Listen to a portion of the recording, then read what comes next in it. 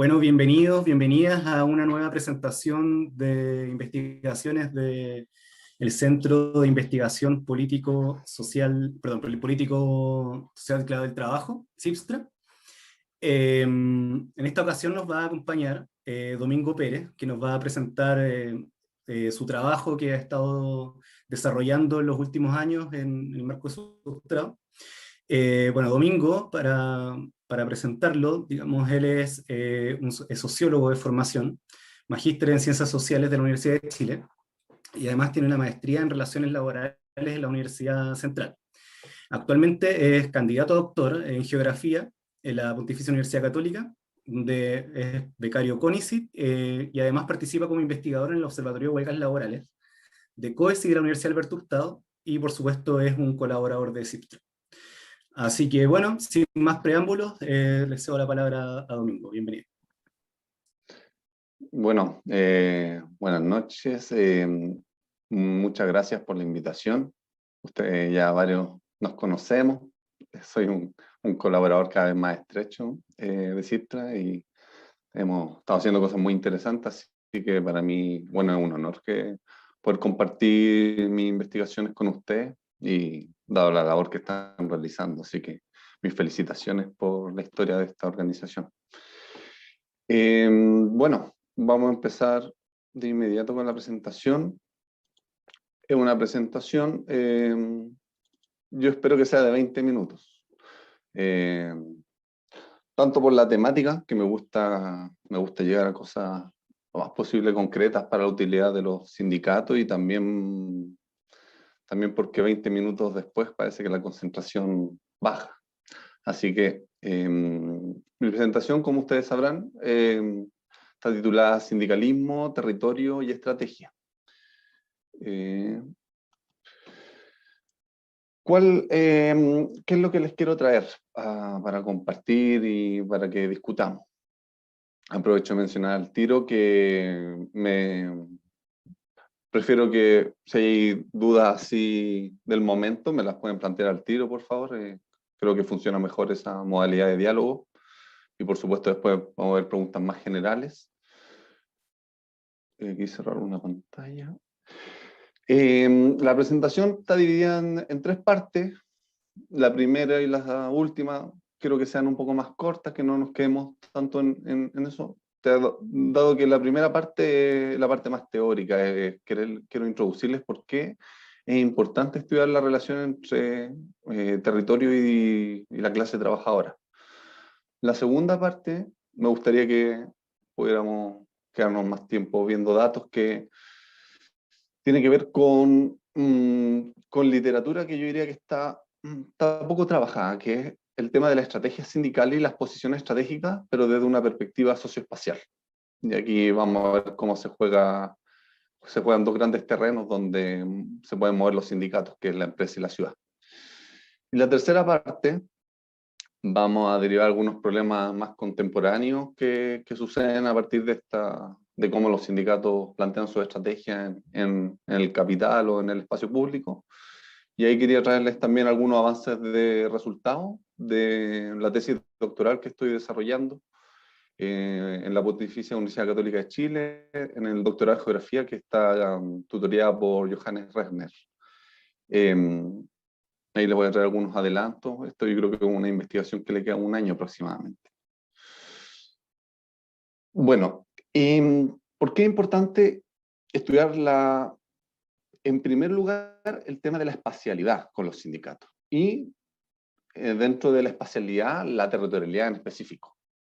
Esta es una discusión que yo encuentro bastante amplia, y aquí no quiero que nos quedemos tan pegados. Pero, de hecho, ustedes sabrán que hartos de estos argumentos los he trabajado en un libro que publiqué el 2019. Se los voy a enviar para que lo tengan todos en digital y, bueno, las personas que estén escuchando, que me escriban por favor al correo si quieren revisar este material con ánimos de estudio, de aprendizaje. La territorialidad en las ciencias sociales creo que tiene una paradoja súper fuerte y central. Si vemos dos grandes disciplinas de las ciencias sociales, como la ciencia política y la economía, vemos que se parte con unos postulados bastante paradójicos. Por ejemplo, cuando en ciencia política se parte con la perspectiva dominante, que es que la política es algo del espacio público y no es algo del espacio privado, sabemos que esto genera una división que incluso está clara en el derecho, diferente del Código Civil al Código Comercial. Y cuando se plantea que el Estado tiene esta división respecto a los espacios privados, hay dos grandes espacios privados. Uno es la propiedad que algunos, la mayoría, disfrutamos en la vivienda, y la propiedad privada de la empresa, que de hecho son dos mundos que casi son inversos, y es una relación poco estudiada en las ciencias sociales. En la economía pasa algo similar. La territorialidad siempre se le observa, si agarramos, de hecho, casi cualquier manual hasta de luchas territoriales, siempre son o luchas que se dan en el espacio público o expansiones de empresas. Cuando la empresa se expande, se está hablando de un fenómeno territorial. Entonces, tanto en la ciencia política, que también en muchos de sus compilados teóricos, empíricos, así como en la economía, vamos a ver que la categoría de territorialidad nunca se aplica para analizar las relaciones laborales. Tal vez la única excepción sean los agricultores, donde es un poco explícita la relación con el territorio.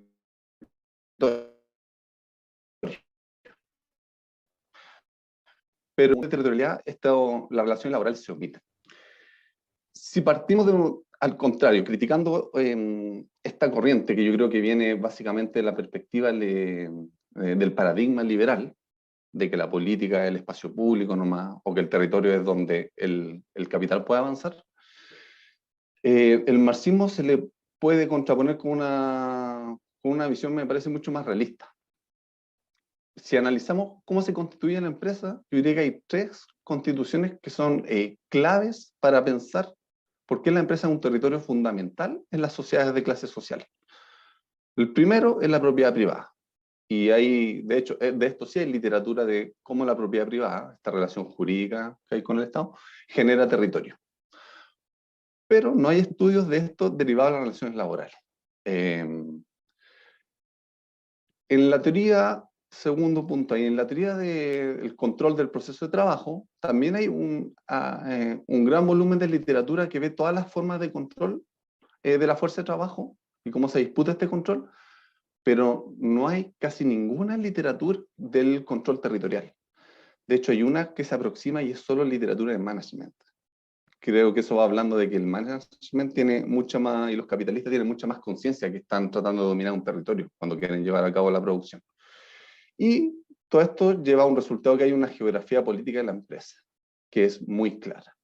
De hecho, este punto lo vamos a adelantar. Y en la geografía política de la empresa nosotros sabemos que por el contrato, por ejemplo, que te pueden imponer, no hay libertad puede haber impedimentos de la libertad de todos los sentidos, de comunicación, de vista, de olfato, según cómo se organice la empresa y la mercancía, pueden haber todas estas constricciones a la libertad de las personas. Y de hecho, les quería adelantar que hay recién en el 2017, hay una investigadora, Anderson, que por primera vez desde el paradigma liberal estudió cuál es el régimen de trabajo, si es que dentro de la empresa en general no hay ni contrapeso, no hay ni libertad de hablar. Esta académica postulaba que el régimen político de trabajo que domina dentro de la empresa, a diferencia del que está fuera en el espacio público, en el Estado, donde hay libertad de movimiento, de comunicación en general, es una dictadura. De hecho, ella fue muy polémica porque dice que lo que hay dentro de la empresa es una dictadura comunista, ya que el empleador domina todos los medios de producción y todos los ámbitos de propaganda. Yo, a raíz del libro y de otras investigaciones, creo que el régimen que es más específico no es una dictadura, ya que no se busca destruir a la fuerza de trabajo, se depende. Pero sí hay un régimen absolutista, dado que el desarrollo de la propiedad privada se ha ido planteando históricamente como un derecho cada vez más absoluto sobre otros derechos. Y el capitalista utiliza materialmente la propiedad privada para plantear un control absoluto sobre los trabajadores, tratando de destruirle todos los espacios de organización. Respecto a analizar el territorio como una contradicción, que me parece la gran clave epistemológica del marxismo, los trabajadores cómo actúan en este territorio.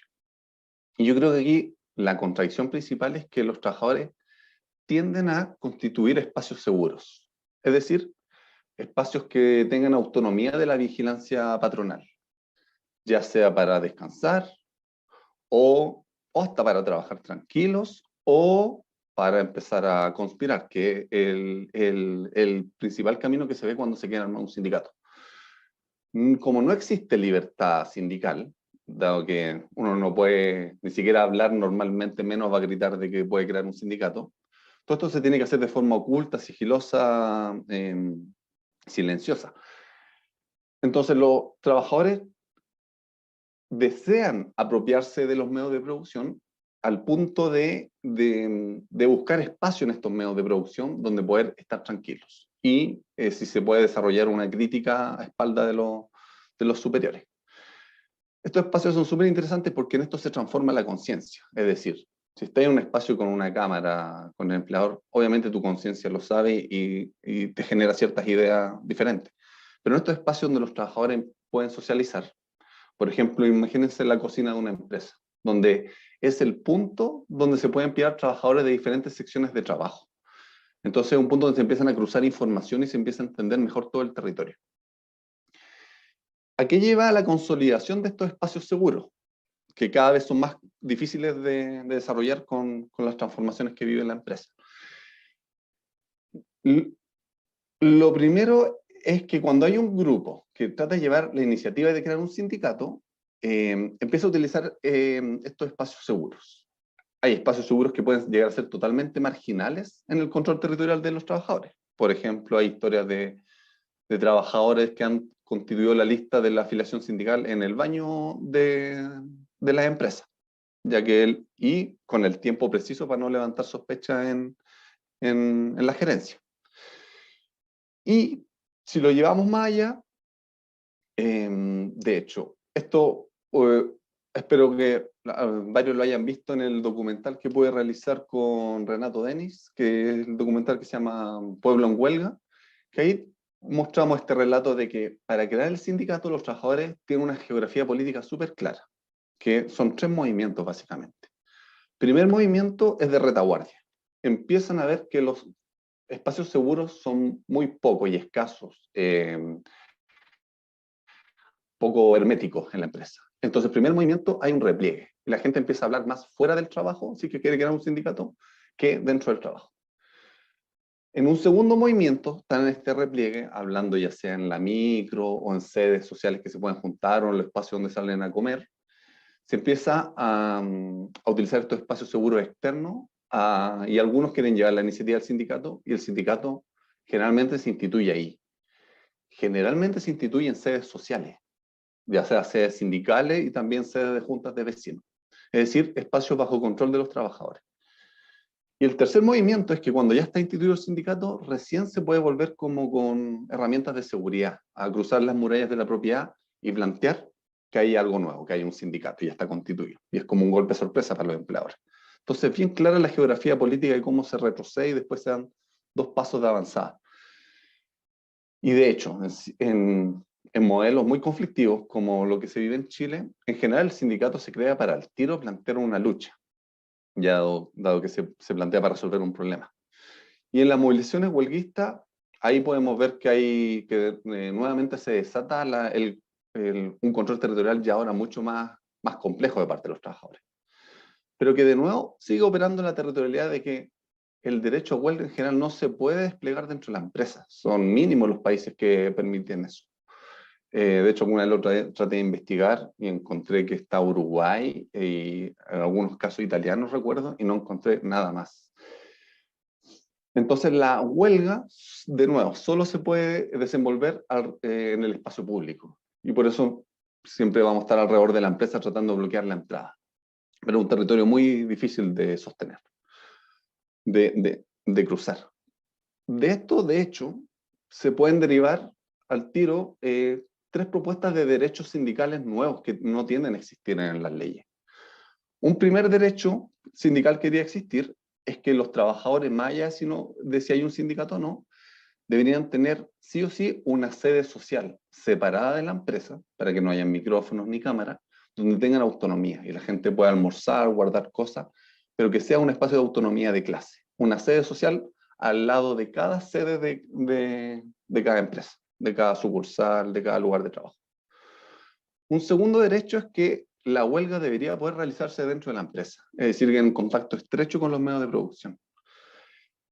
Y un tercer derecho, no me quiero alargar en todo esto, un tercer derecho que debería derivarse es que hay que empezar a imaginar negociaciones colectivas territoriales. Esto lo vamos a ver un poco al final de la presentación. Que sabemos que en algunos países existe en la minoría, pero en la mayoría de los países se tiende a negar la negociación colectiva territorial. Y de hecho en Chile yo creo que se tiende a olvidar este tema cuando se habla de las negociaciones colectivas que siempre se plantean en términos sectoriales. Entonces vemos que hay un tema muy potente respecto a la territorialidad en las ciencias sociales y cómo se ha quitado esta discusión en el ámbito de las relaciones laborales. ¿A qué nos lleva esto? Que la forma del territorio va a incidir directamente en las probabilidades de sindicalización, en qué estrategias sindicales puede tener el sindicato e incluso en las tácticas. De hecho, bueno, aquí vemos una imagen, por supuesto que sorprende mucho y muestra claramente cómo la mercancía al final determina la configuración territorial de la empresa. Y así vamos a ver que, por ejemplo, en minería, imaginémonos que hay una ruta de acceso hacia una mina. Yo he visto historias de 3 personas parando la carretera y eso ha logrado paralizar 20 buses. O sea, un lugar muy sensible. Pero incluso, imagínense que hay ascensores donde suben 200 personas. Entonces, es un proceso productivo tan masivo que la territorialidad va ya sea a incentivar o posibilitar movilizaciones muy estratégicas y masivas, con combate en espacios abiertos. Los mineros conocen mucho mejor el cerro que la policía.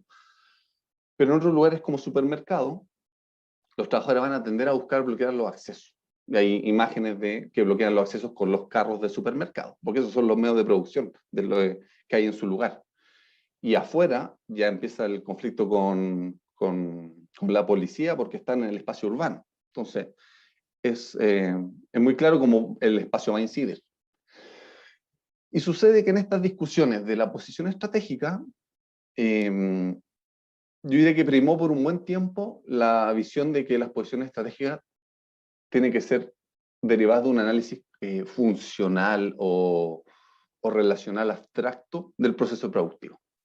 Entonces, hemos trabajado ustedes y yo esta cita de qué es una posición estratégica, este poder sociotécnico para detener el trabajo de otros, como pasa en las industrias.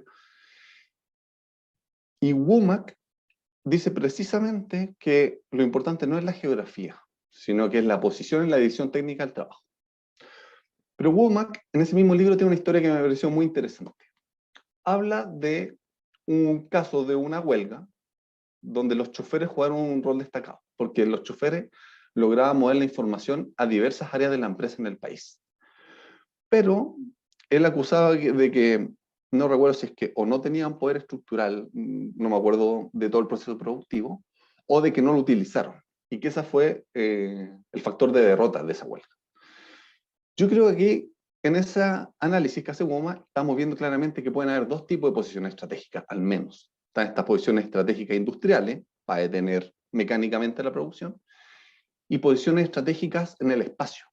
Y aquí yo creo que se abre todo un abanico de posibilidades de pensar cómo el espacio puede generar posiciones estratégicas, incluso en diferentes escalas, y en redes que se pueden armar entre los trabajadores.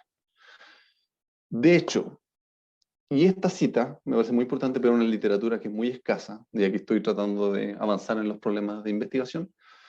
McFarland es el principal autor que hace un resumen de qué implica la relación entre el lugar de trabajo y el lugar de residencia, es decir, entre el espacio productivo y el espacio reproductivo, con los territorios más importantes de cada uno, el barrio de los trabajadores y la empresa por otro lado.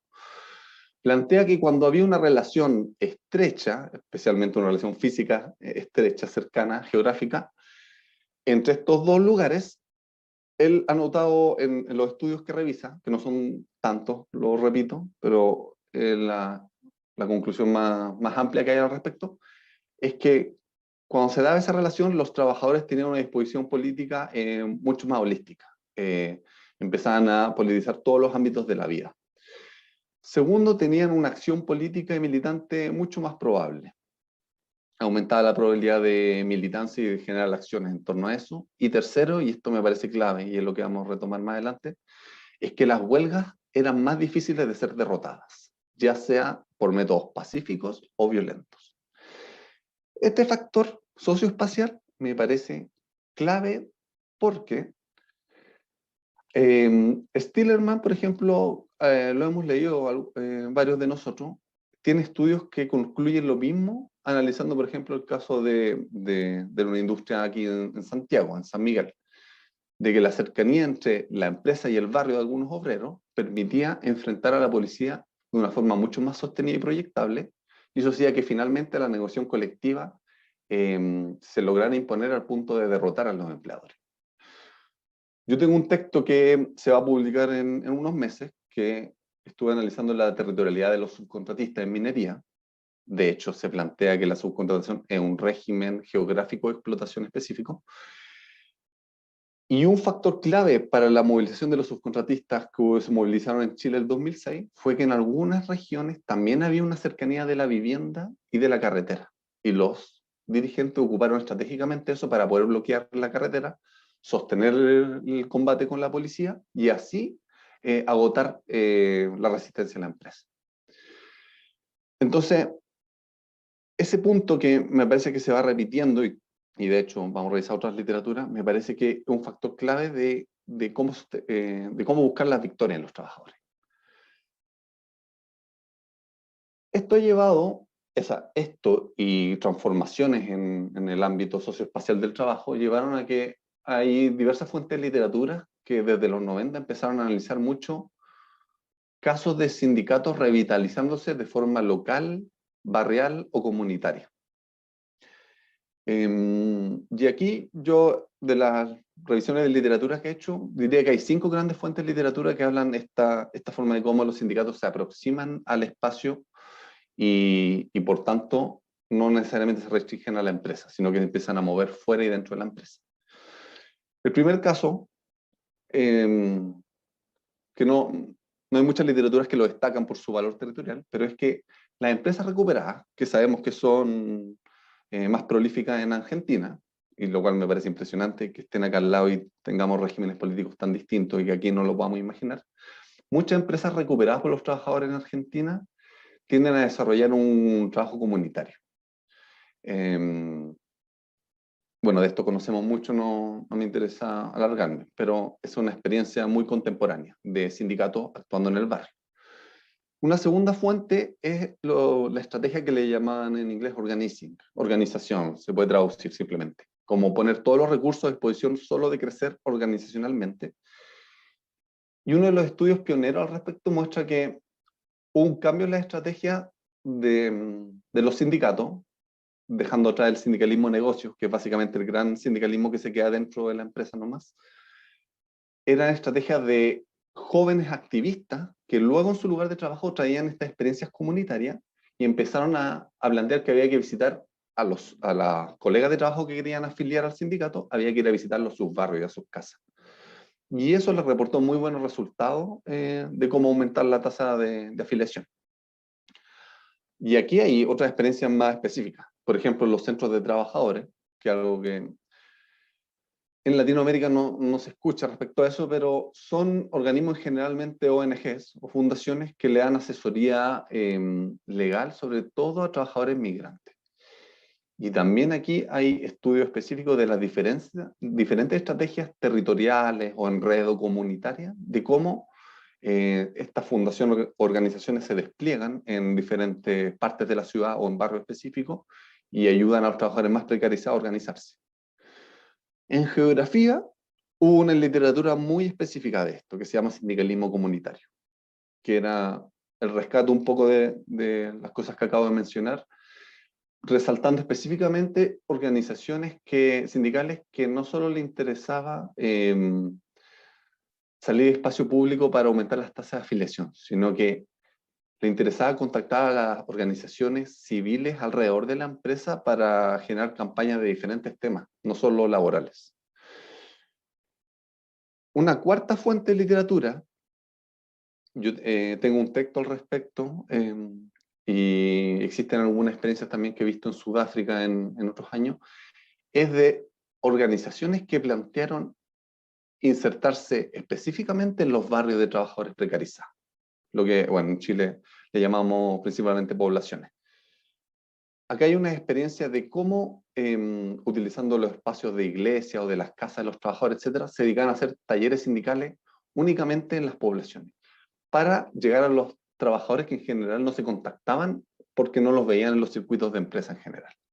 Y esto, de nuevo, trae a colación la evidencia de McFarland, de que cuando había cercanías con lugar de trabajo, se movilizaban grupos de vecinos para ayudar a las huelgas y esas huelgas tendían a vencer.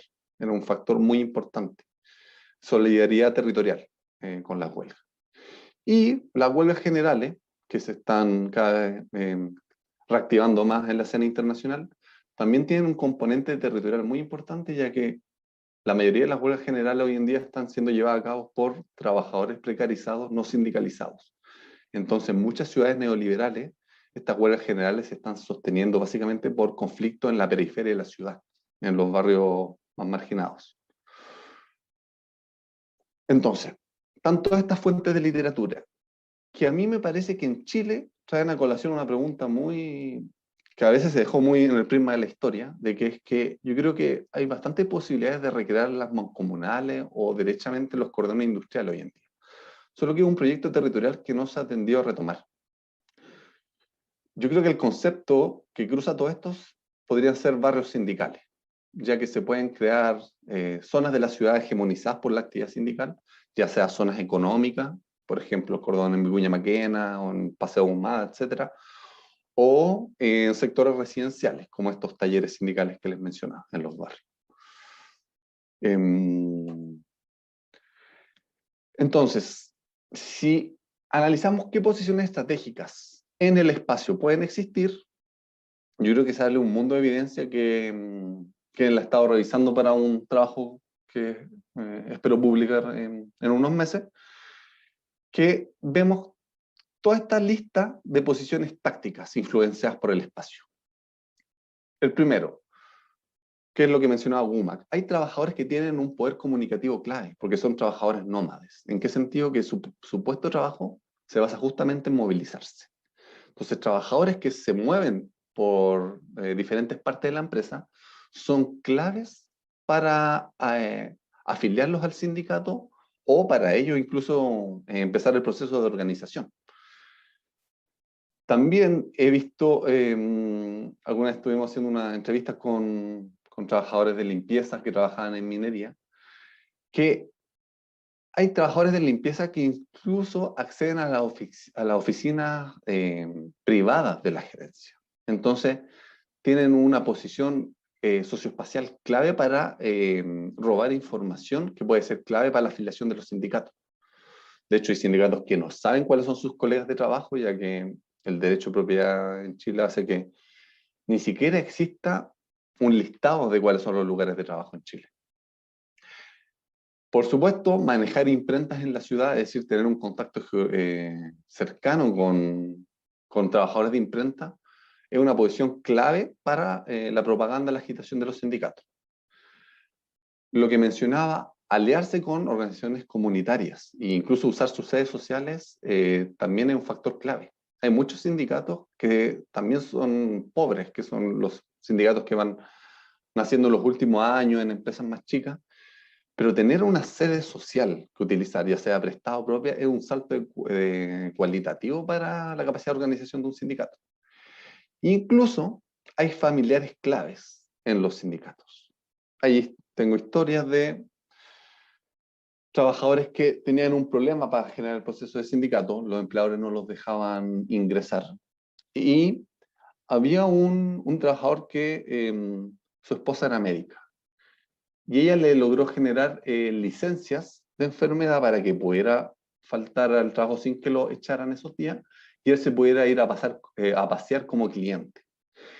Y ese trabajador fue clave para poder entrar al supermercado y armar un sindicato, que es una historia que resultó exitosa.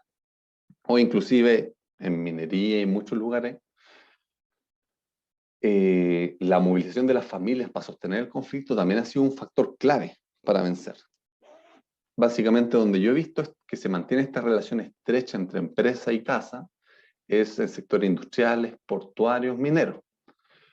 Pero he visto historias, por ejemplo, en un call center, no un call center, pero en una empresa tecnológica, donde los trabajadores vivían muy lejos de la empresa y vivían en una población de Santiago.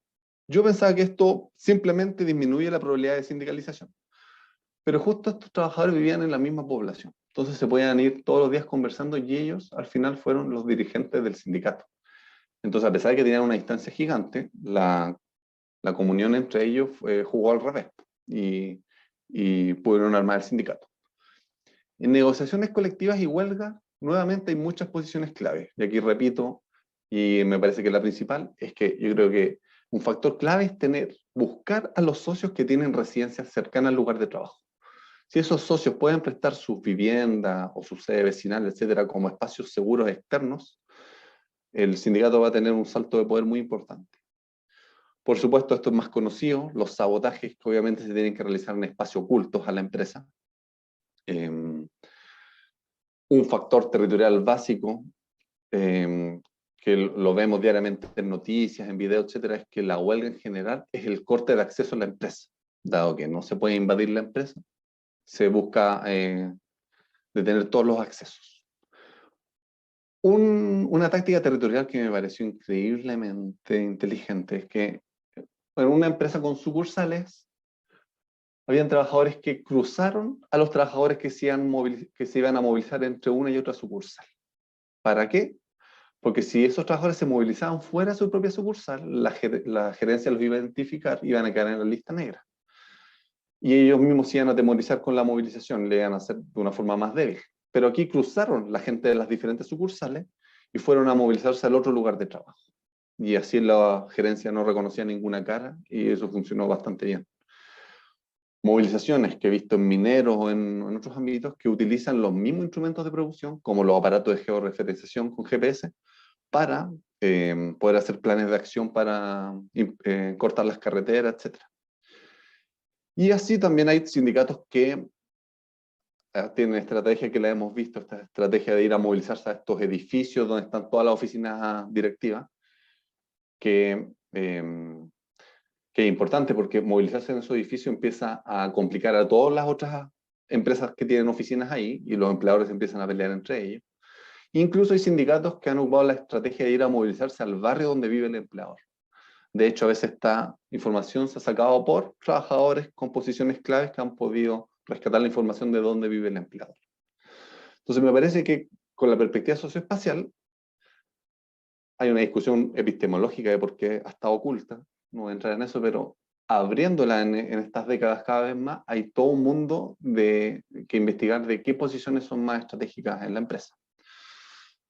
A raíz de esto, quiero comentarles para ir terminando 3 láminas, de que son avances de mi investigación doctoral que estoy llevando a cabo con Johannes Rechner, que se basa en estudiar si esta relación en las ciudades neoliberales, esta relación tan lejana entre la empresa y la vivienda, afecta las posibilidades de organización y cómo afecta la estrategia sindical.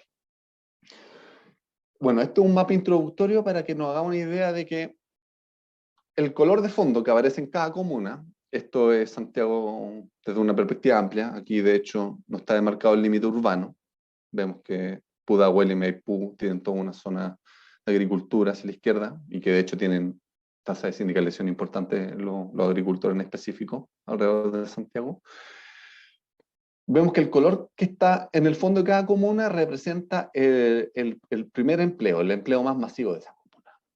Vemos ahí en la leyenda que todos estos que son amarillos son comunas donde el principal empleo es el comercio, que es muy importante dado que el comercio es uno de los sectores de la economía que más puede llevar a cabo la fragmentación socioespacial de la empresa. Que es la fragmentación socioespacial de la empresa, que es esta tendencia de ir desde la industria hasta el Uber, que ahora el Uber es una de las expresiones más avanzadas de cómo se fragmentan los puestos de trabajo y están todos los puestos de trabajo moviéndose todo el día sin lugares de contacto tan establecidos. Bueno, en esta tendencia a que el territorio de la empresa cada vez más adverso para los trabajadores, el comercio juega un rol clave, ya que se puede dividir en muchos establecimientos. Y aquí vemos que es el principal empleo en casi todo Santiago, menos ahí en el barrio Alto y en Santiago. A diferencia de Renque y Los Espejos, que el principal empleo es el industrial. Y los circulitos que aparecen en medio de cada comuna es el segundo empleo más masivo, para hacerse una pequeña imagen de cuáles son los tipos de empleos más masivos. Y vemos que, por ejemplo, arriba en el norte, Quilicura, Conchalí y Recoleta tienen los mismos perfiles. Primer empleo, comercio. Segundo empleo, industria. Abajo pasa lo mismo, con la cisterna San Ramón La Granja, vemos Cerrillos, Quinta Normal. Existen similitud y diferencia en el espacio. Vemos también, por ejemplo, toda esta cadena que va desde Cerro Navia, Lo Prado, Estación Central, Pedro Aguirre Cerda, lo mismo. Primer empleo, comercio. Segundo empleo más masivo, la construcción. ¿Por qué traigo a colación a todo esto? Porque yo creo que en los países de capitalismo dependiente, yo creo que hay que empezar a estudiar y a desarrollar propuestas de negociaciones colectivas territoriales, ya que yo creo que hay condiciones para hacerlo. Por ejemplo, para que todo un sector de barrios pobres empiece a negociar cosas comunes en comercio, por ejemplo. O inclusive plantear, por ejemplo, pensándolo muy en política pública, los bonos a veces se calculan con ciertas variables que no consideran esta distribución territorial, pero el trabajo doméstico no pagado, el gran tema que ha planteado el feminismo, especialmente el feminismo marxista, también se podrían hacer mapas respecto a dónde se concentra la reproducción de la fuerza de trabajo. Y también plantear negociaciones colectivas territoriales para entonces los trabajadores más precarizados, los pobladores, el trabajo precario. En un segundo mapa, estos son datos introductorios para esta tesis que está empezando a desarrollar ya el terreno, es que este es un mapa de la concentración de las direcciones de empresas, de las casas matrices de las empresas. Vemos que hay una concentración muy clara, alejada de los barrios pobres. Entonces, es decir, pero este mapa tiene un engaño, porque esto es un mapa de calor de las casas matrices en Santiago, pero no es un mapa de los medios de producción, porque en Chile no existe ni una sola fuente estadística sistematizada respecto a dónde están los otros lugares de trabajo de cada una de esas empresas. Entonces, esto es del todo curioso. Cada vez que se vaya a hablar de desarrollo económico territorial, etcétera, o sea, ¿cómo se va a poder generar una política económica territorial si ni siquiera se sabe dónde están las empresas? Esa información existe en cada comuna.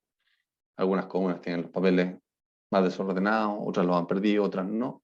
Entonces, habría que hacer un proceso millonario para reconstruir toda esa información y así poder después linkear qué sucursales de cada empresa, y así podríamos tener un mapa fidedigno de los medios de producción en Chile. Pero hasta ahora no existe. Y esto es muy importante. Una vez me contaban trabajadores que eran subcontratistas de reponedores, que ellos no tienen esta lista de dónde trabajan todos los colegas, así que tenían que programar recorridos por la ciudad para ir visitando cada uno de los locales que conocían de la empresa, para ahí empezar a ver qué trabajadores habían y contarles del sindicato e invitarlos. Pero tenían que salir a explorar la ciudad para aumentar su tasa de sindicalización. Entonces, al final, la territorialidad de la propiedad privada en Chile es tan fuerte que llega a ocultarse de la estadística que es más básica. Y esta lámina para cerrar, que tiene unos errores por ahí, pero es provisoria, de que estas son finalmente la tasa de sindicalización de los habitantes de cada comuna. Esto se puede hacer en la casa. En la casa les preguntan si está en un sindicato o no. Aquí solo vi la tasa de sindicalización del sector privado. También una vez hice un mapa sumando a los funcionarios públicos y a los colegios, dado que me parecía muy importante por el colegio de profesores. Lo único que cambiaba era que cuando se ponían los colegios, Providencia y Ñuñoa también aumentaban su tasa de sindicalización al tercer nivel. Este tercer nivel más oscuro que va entre un 11 a un 18% aproximado de tasa de sindicalización de los habitantes. Es decir, Providencia y Ñuñoa serían los únicos que están cercanos a las casas matrices y hay este efecto de sindicalización positivo. Y hay toda una zona muy interesante que vemos alrededor de Santiago que mantiene una tasa de sindicalización más fuerte, lo cual ya es un... ¿Te puedo hacer una consulta respecto a ¿Sí? este mapa? Lo que está mostrando ahí es dónde viven los trabajadores sindicalizados o dónde se están sindicalizando los trabajadores sindicalizados. No, donde viven los trabajadores sindicalizados, es de los habitantes. Okay. Porque un mapa de dónde se están sindicalizando simplemente no existe, no se puede reconstruir más allá. Tendría que visitar todos los municipios para construir esa información. Y de hecho, ahí no sale la información de la sindicalización, solo de las empresas. Yo he consultado, alguna vez vi una base de datos de sindicatos de la Dirección del Trabajo, no está en las direcciones. Tengo entendido que alguien alguna vez reconstruyó alguna consultora por ahí, pero esos datos no se pueden publicar. Tienen total secreto estadístico y yo probé por todas partes, no se puede hacer un mapa de los sindicatos. Y esto es totalmente, para mí fue lo primero paradójico, ya que yo pensé que a medida que más se alejaban, o sea, no es tan paradójico. Al principio pensé que los que estaban más lejanos no podían aumentar tanto sus tasas de sindicalización. Pero claro, lo que pasa es que igual hay cordones económicos en algunas de esas zonas, solo que esos mapas no existen tan fidedignamente. De hecho, aquí vemos camino hacia la quinta región, hacia la costa. Justo aquí no está el límite urbano, pero justo donde termina el límite urbano, aquí en Pudahuel, se ve ahí claramente que hay toda una sección de bodegas que esta gran parte de la revolución logística que ha aumentado y se ponen ahí estratégicamente cerca del puerto de Valparaíso. Así tal como Womack rescataba que todo este tema de la estrategia proviene de la historia militar, ayer también estuve leyendo que la logística, el concepto de logística también proviene de la historia militar, que es suplir de elementos para llevar a cabo la victoria. Y en Maipú, ahí, bueno, también cambia el límite comunal, ahí se ve claramente la curva de la carretera.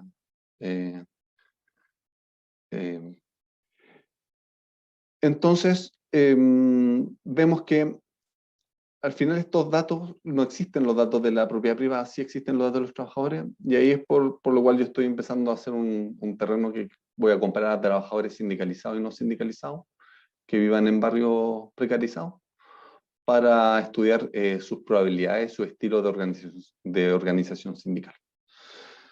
Dado que, bueno, para ir finalizando, me parece que el gran problema, tal vez no lo dije muy claro, es que antes tendían a estar cerca los lugares de trabajo y los lugares de residencia. Pero con el fenómeno de la gran empresa, inclusive hay manuales de gerencias que postulan a alejar los lugares de trabajo de los lugares de residencia.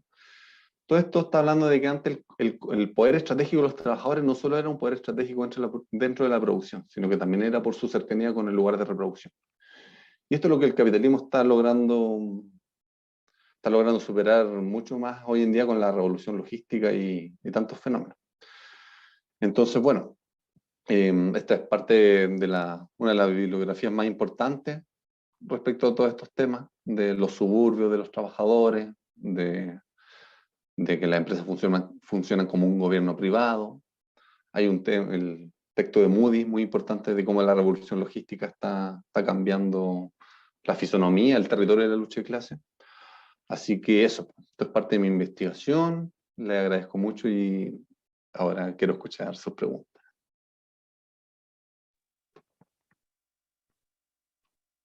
Buenas. Oye, mis felicitaciones, Domingo Pérez. Está muy interesante tu presentación.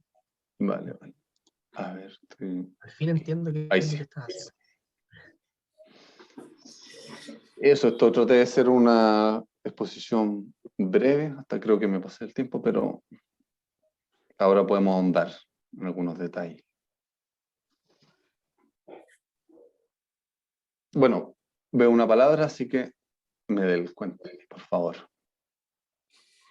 Oye, sí, nada, que me tengo que ir ahora porque puta, en realidad además mi hija estuvo boyando todo el rato, entonces tampoco pude ver con el nivel de detalle que me hubiera gustado. Después voy a revisar algunas cosas en YouTube, pero igual no me quería ir sin antes agradecerte, Chumi, además felicitarte por lo que alcancé a ver. Me pareció que me pasa lo mismo que el Seba, o sea, te venía escuchando fragmentos de todo esto y ver cómo lo articulaste, resulta, me parece que resulta incluso un poco inspirador para quienes hacemos estudios de sindicalismo y nada, y son metodologías distintas, formas de presentar los datos, así que eso, quería simplemente hacer un comentario de felicitación y agradecimiento y eso.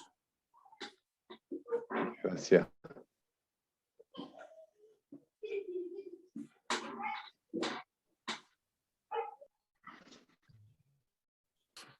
Buena, Chumi. Bueno, por supuesto, felicitar también, igual que los compañeros también te he escuchado fragmentos de tu investigación y, bueno, si bien había seguido los primeros pasos, hace rato no te escuchaba presentar y nada, se ven que tus avances han sido súper destacados.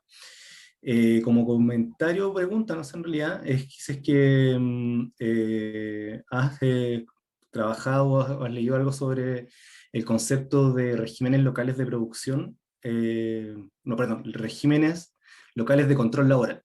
Es el concepto, que en el fondo es un concepto que busca extender el análisis del control laboral un poco más allá, o sea, fuera de los límites de la empresa y llevarlo a una perspectiva, si quieres, territorial, que en el fondo es más o menos lo que tú estás trabajando, y busca tratar de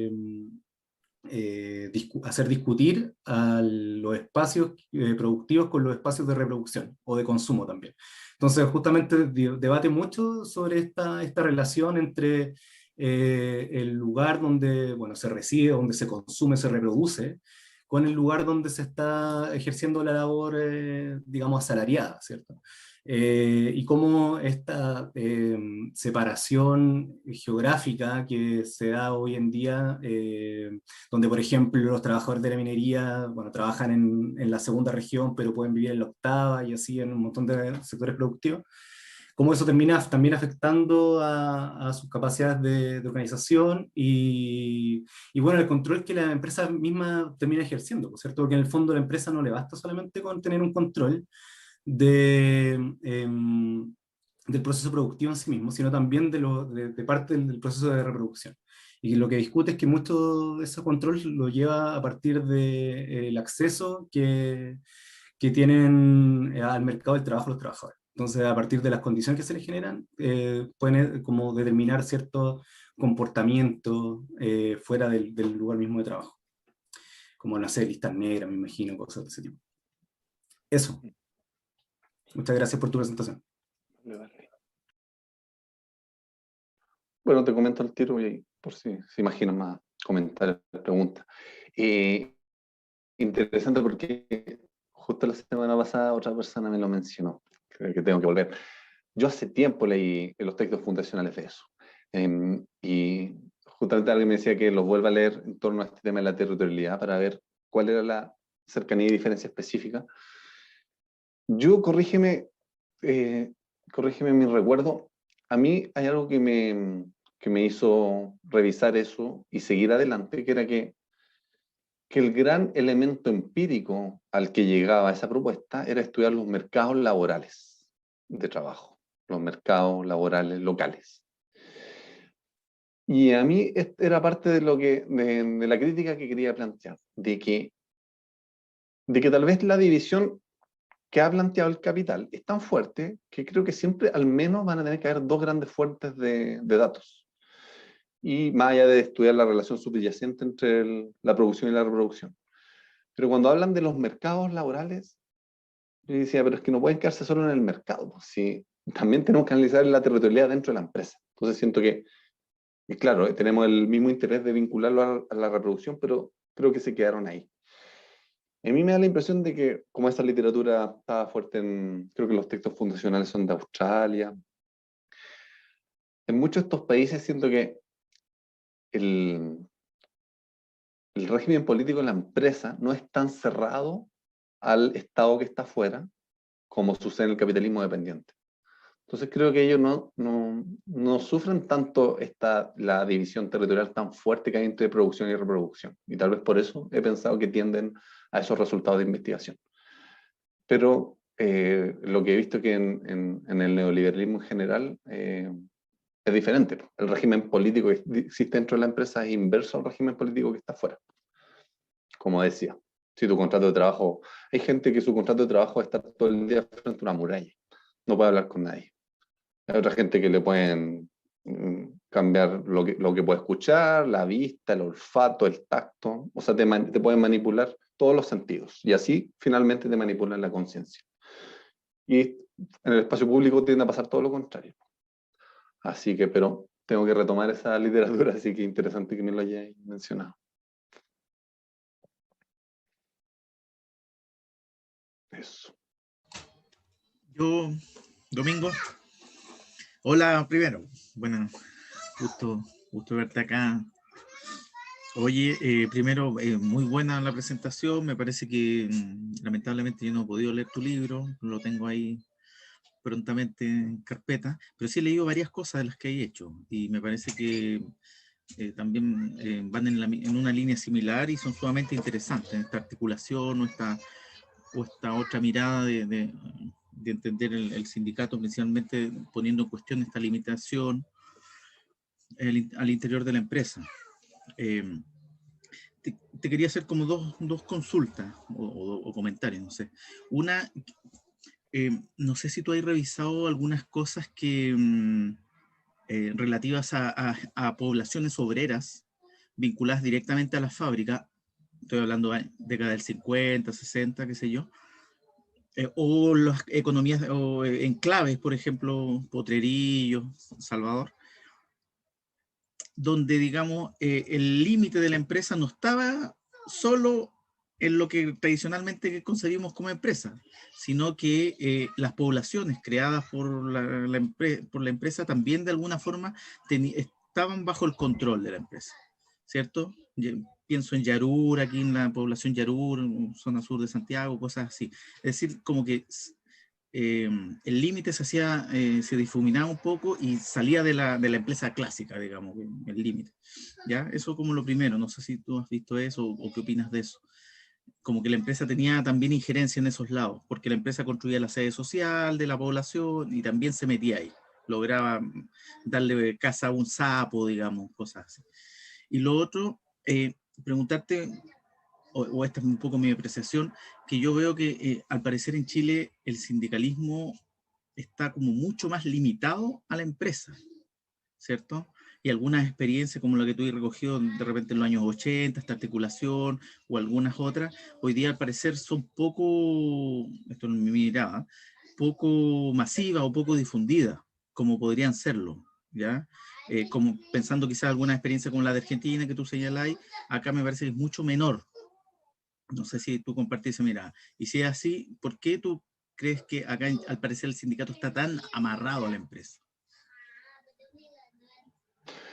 Bueno, de lo primero, sí, me imagino que en historiografía hay muchos más estudios de eso, pero sí he podido apreciar una buena cantidad, dado que hay unos investigadores bien destacados de ese tema en Chile, respecto sobre todo en casos mineros, he visto cómo antes estaban las viviendas obreras dentro del territorio de la propiedad privada.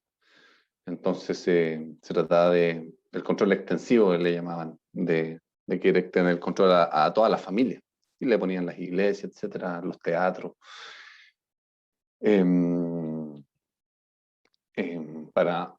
Me acuerdo que decían para tratar de codificar, de controlar las relaciones sociales entre los obreros o entre las familias, incluso controlar la socialidad, me acuerdo que le decían.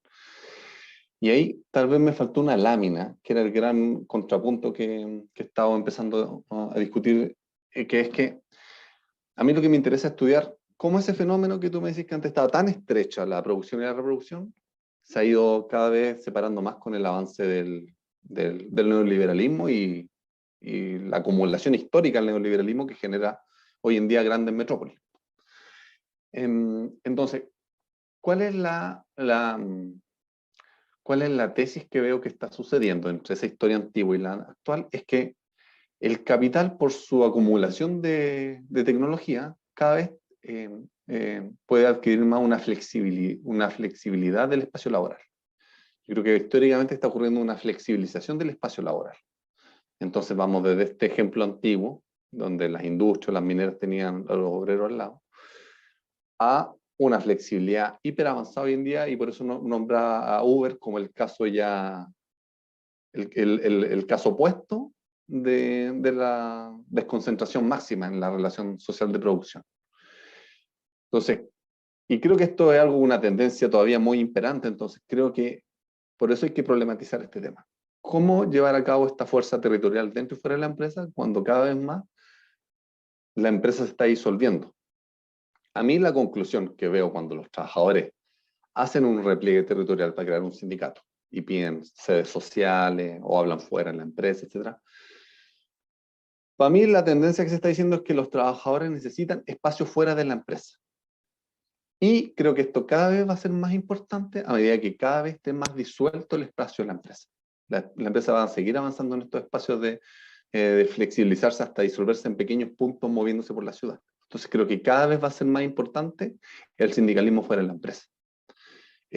Al menos como tema que se le plantea de frente a los trabajadores. Entonces, en relación a esto, bueno, y esta flexibilización del espacio laboral es no solo disolverse en el espacio, sino que es tener más capacidad tecnológica de vigilar estos espacios específicos de trabajo. Poniendo cámaras, me han contado de cámaras hasta que hacen zoom de audio y pueden escuchar lo que hablan trabajadores a varios metros dentro de la empresa. Entonces, me olvidé la segunda pregunta que iba a asociar. El sindicalismo en Chile. Tengo un texto respecto a una experiencia de talleres sindicales en poblaciones, sobre todo en el poniente de Santiago, en los años 80. Yo diría que el primer factor es el político, porque ellos mismos contaban cómo entre los dirigentes que estaban luchando la dictadura se empezaron a ver dos grandes tesis: o reconstruimos una CUT sectorial o una CUT basada en un trabajo territorial, es decir, fortalecida a partir de cordones industriales en la ciudad. Y predominó la tesis más sectorial. Claro, podríamos indagar mucho respecto a eso, su lejanía o no con las poblaciones, qué piensan esos dirigentes en esa época respecto a eso. Entonces, el primer factor, hay un factor político, hay un factor de régimen laboral, que es que la propiedad privada es tan fuerte, judicial y culturalmente, y que no es solo el territorio, es la escala también. La escala a la que está planteado el sistema de relaciones laborales en Chile también es a la empresa. Y ni siquiera es la empresa, es a la firma. Literal, es la firma que habla de que hay una empresa, pero ni siquiera se sabe cómo es el espacio de esa empresa. Entonces yo diría que hay muchos mecanismos que han llevado a que los trabajadores se posicionen dentro de la empresa, y también tercer factor de esta lejanía de la empresa y el trabajo, como dos grandes ámbitos de la vida muy separados. De hecho, he podido tratar de leer un poco de esto de la producción y la reproducción en la antigüedad, y antes estaba súper ligado porque antes la gente hacía los trabajos alrededor de su casa y en su casa. Ese era como el espacio de la producción.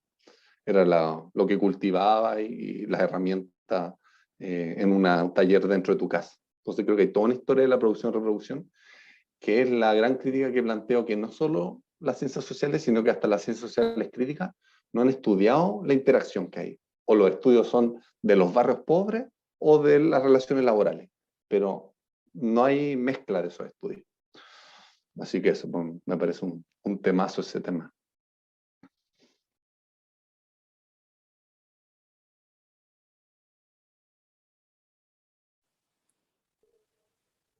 Eso, no sé si Oye, quedan Chumi, energías mentales. ¿Mm?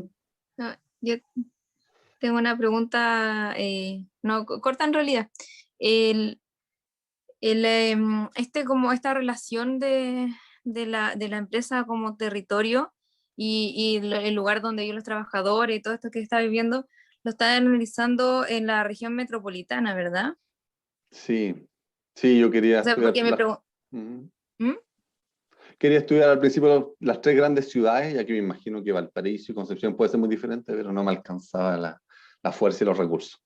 O sea, Pero claro, me imagino que es un tema de recursos, pero me preguntaba yo mientras hablaba que si eso funcionará más o menos parecido en otros lugares distintos, porque la región metropolitana tiene una particularidad que yo creo no tienen la mayoría de los otros lugares, que es la segregación que existe. No sé, por ejemplo, yo vivo en Rancagua y la segregación de donde vive la gente no es tan marcada como allá, si bien hay barrios que son en su origen obreros, porque muchos cuando bajaron del Teniente, por ejemplo, los fueron ubicando en sectores, entonces hay lugares específicos en donde vive gente que trabajaba solo en el Teniente y algunas villas de profesores.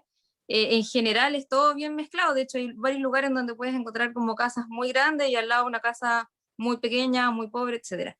Entonces, y creo que las otras grandes ciudades tampoco son tan así, como ese grado como Santiago.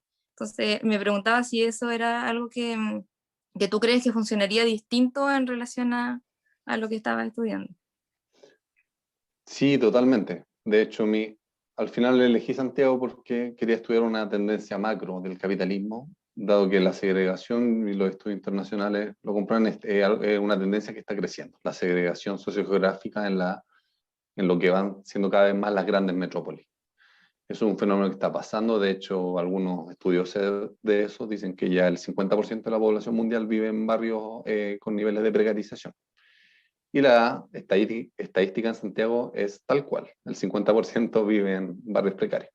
Entonces, el capitalismo sabemos que en Chile ha sido tan fuerte, me parece que Santiago como una ciudad neoliberal creo que puede dar a luces de este problema de la distancia entre el trabajo y la vivienda, para estudiar las otras grandes metrópolis de países neoliberales. Porque de hecho en las ciudades medias, Rancagua, tengo un caso de ciudad media, yo recuerdo todavía unas personas que me comentaron que estaban en una sede vecinal armando el sindicato y supieron que el gerente se enteró, o el jefe, y fue hacia la sede. Y alguien le avisó, oye, vimos el gerente, está caminando hacia allá. Y la gente salió despavorida de la sede social arrancando. Y era un fenómeno muy de las ciudades con un tamaño más chico. Entonces, claro, sean dinámicas muy diferentes. Pero sí me parece, quiero un día rehacer estos mapas de concentración de empresas, sindicalización, llegar y hacerlo en otras regiones. Pues eso va a ser muy importante, ya que no existían estos mapas. No estaba bueno ese mapa.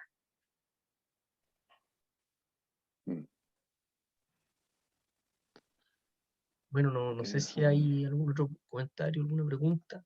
Yo creo que lo podríamos dejar hasta acá nomás, por el horario. De hecho, Dime. puedo dar un comentario para cerrar, que me acordé ahora, que es de la pregunta de la política y de cómo llegamos a esto. Cuando plantea esta discusión de que no se analiza la territorialidad dentro de la empresa, hay muchas o casi todas las fuentes de literatura caen en eso. Hay muy pocas, una de los años 60, una literatura urbanista y unos de estudios de management que esquivan este problema. Pero yo me di cuenta que era un problema importante a nivel ideológico, porque incluso yo decía, esto puede existir en muchas fuentes de literatura influenciada por el liberalismo, pero las teorías políticas de poder popular deberían ser el caso donde esto no suceda. Y vi que en los compilados de literatura de poder popular seguía habiendo una tendencia a pensar que el control territorial solo es posible en el espacio urbano, y que dentro de la empresa hay un control obrero, pero no territorial, como que había cierta invisibilización. Y ahí me fijé que, por ejemplo, el MIR, caso máximo de desarrollo de poder popular en Chile, que planteaba algunas tesis para disolver en un gran organismo los cordones industriales y las organizaciones vecinales. Si uno analiza su organigrama, en última instancia igual operaba por frentes. Tenían el frente de trabajador y el frente de pobladores. Y ahí yo digo, ahí nos estamos dejando influenciar, incluso cuando queremos pensarlo más libremente, estamos separando al trabajador y al poblador, es decir, a la persona que es la misma, pero en sus dos dimensiones de la vida. Entonces dije, o sea, incluso hasta las políticas más radicales están influenciadas por esto. Entonces, claramente hay un factor. Así que eso era para cerrar. Muchas gracias por la invitación. Bueno, muchas gracias, Domingo, por tu presentación. Gracias por el tiempo también. Y bueno, lo vamos a dejar hasta acá. A ver si nos seguimos encontrando en otra oportunidad.